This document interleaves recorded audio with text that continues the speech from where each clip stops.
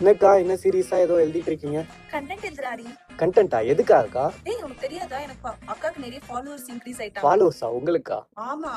எப்படிக்கா? நான் எடுத்துக்க வீடியோ போட்டேன் இல்லையா, அதுல நிறைய ஃபாலோவர்ஸ் வந்துட்டாங்க.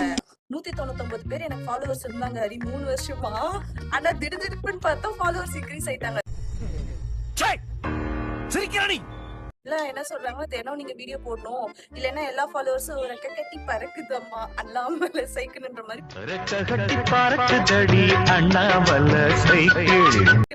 போயிடுவாங்களா அன்ஃபாலோ பண்ணிட்டு. சோ அதுக்கு தான் நான் சீரியஸா கண்டென்ட் எடுத்துட்டு இவ்வளோ சந்தோஷப்படுற அளவுக்கு எவ்வளோ ஃபாலோவர்ஸ்க்கா வந்திருக்காங்க?